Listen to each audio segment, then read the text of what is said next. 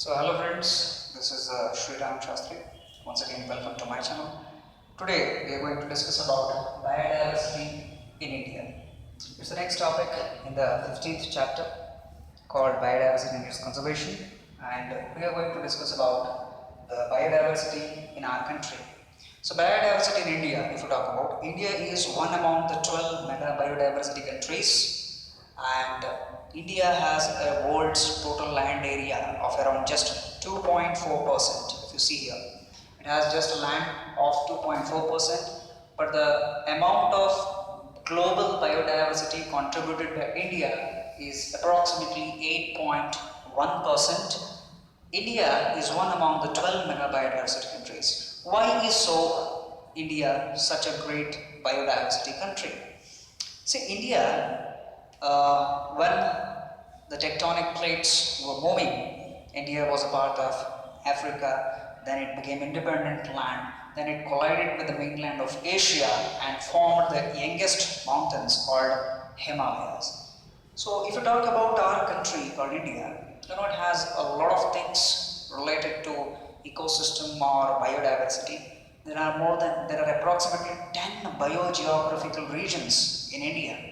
There are Himalayas, Trans-Himalayan region, deserts, desert of India, that is Thar Desert, then Gangetic Plains, Deccan Peninsula, in Deccan Peninsula, Deccan Plateau, then Western Ghats, northeast part of India. India is surrounded by one ocean and two seas, Indian Ocean at the south, Arabian Sea and Bay of Bengal. These are the two seas. So India has one of the longest coastline. It has three types of beaches: rocky beach, sandy beach, muddy beach. It has estuaries, it has riverine ecosystem, it has what you call as the islands. So it has even the semi-arid region. So it's like all in one country. Semi-tropical or subtropical evergreen forest like Western Ghats and Northeast states are there. Northeast part of India, which is also called as Indo-Burma region, Trans-Himalayan region, and Western Ghats and Sri Lanka. These three regions are also considered as the World Heritage Sites for their biodiversity. Western Ghats and Northeast part of India is a very important region which contributes for maximum species diversity of endemic organisms. Endemic in the sense, the species which biologically belong to a particular geographical region are said to be endemic species. Okay. Then if you talk about the estimations, around 45,000 species of plants and more than twice of these animals are present in our country. Coming to the most important topic in this chapter called as loss of biodiversity. Loss of biodiversity is mainly because of four important reasons. Okay, it's commonly called as the evil quartet. The four evil reasons for the loss of biodiversity. First one is habitat loss and fragmentation of habitat, overexploitation, alien species invasion, and co-extinction. Okay, first we'll talk about habitat loss and fragmentation. There are numerous reasons for habitat loss and fragmentation. Agriculture, urbanization, then roadways, railway lines, right? Then you can what you call as a residential area which comes in industrialization and urbanization. So once upon a time, cities were small, villages were small. In between the cities and villages, there was a lot of greenery, maybe agricultural land, maybe forest, maybe agroforestry. But now, because of a different system in most of the countries, people want to live a luxurious life without doing anything to the what you call as biodiversity. That means people are not interested in agriculture, people are not interested in maintaining plants. People are interested to live a hi-fi life with a robotic environment like life. That creates a problem. So if you talk about habitat loss, we, the people of the world, the people of earth, before the what you call as evolution of human being, there was not even a single species which would cause habitat loss or fragmentation of habitat. Very rare chances are there. If even some species had harmed the nature, it was limited.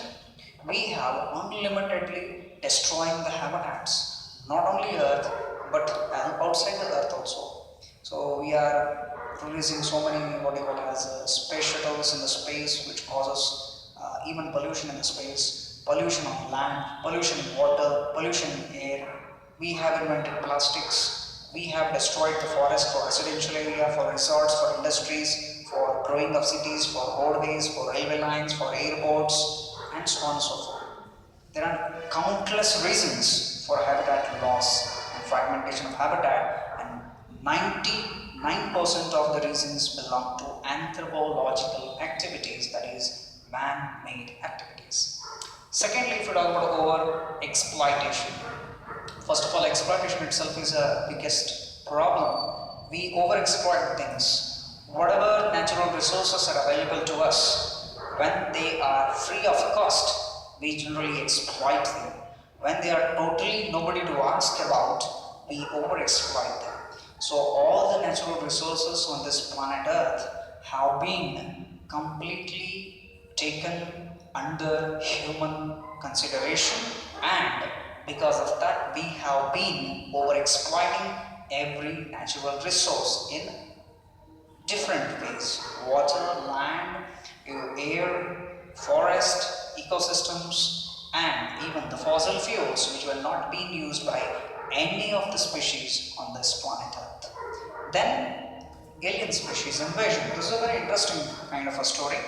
Alien species invasion is invasion of certain species which are not endemic, which are exotic species. Exotic means species which do not belong to that geographical area and have been brought up by other ecosystem, have been brought up from other ecosystem. They are called as invasive species or alien species. Some of the species that do not invade or spread, but some species, when they enter from their habitat to some other habitat, they flourish in the environment and they destroy the local ecosystem. There are several thousands of examples: Argemona mexicana, Parthenium, Lantana,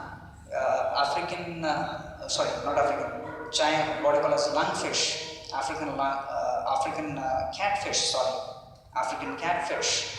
Okay, so there are several species. You can take cane toad as an example. Cane toad was introduced into the what I call as agricultural land for protecting the crops from pests, but they are poisonous. They destroyed the local population of different organisms in that habitat. In Lake Victoria, a lot amount of around more than 200 species of cichlid fish were available, but because of Nile perch was a fish which was introduced into the Lake Victoria, the population of cichlid fish went on reducing. They became endangered. They had to be protected, and probably most of the species, because of these reasons, became extinct in wild. Okay, so you are not supposed to unknowingly carry any plant, any animal from one habitat to another habitat just to come and have fun about it, because you are destroying the ecology or ecosystem of that particular area.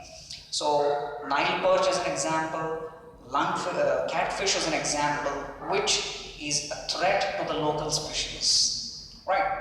So Argemona mexicana, Parthenium, everybody knows about Parthenium. Parthenium is a carrot grass, commonly called as carrot grass. It's a plant which is a weed which grows enormously anywhere in any habitat without any problem. Such plants, which do not require any particular attention, they destroy the nutrients of soil and avoid the proper growth of crops. So they are a nuisance in agricultural fields. Then if you talk about Eichhornia or water hyacinth, it was introduced to generally ornamental plant and usually to reduce pollution in waters, but it spread to the wetlands, and most of the wetlands are covered with a top layer. Because they are floating plants, Eichhornia completely covers the surface of water, destroys the inner aquatic ecosystem. So this is an example of invasion of alien species and destroying the particular habitat. Co-extinctions. Most of the species, the rate of extinction is very fast. every decade around 10 species are being extinct before they are being discovered probably, and co-extinction refers to two mutually related species. If there are two mutually benefited species or two mutually obligately dependent species are there, one of the species, if it becomes extinct by some chance, there are more chances, there are absolute chances that the other species also becomes extinct in that region. So for example, if you take a pollinator is an obligate pollinator of a plant, and if the plant becomes extinct or the pollinator becomes extinct, both of them are mutually dependent and both of them mutually become extinct. This is called as co-extinction. So most of the reasons for loss of what we call as biodiversity are we ourselves. In the next session, we'll talk about conservation of biodiversity in different situations. For now, thank you.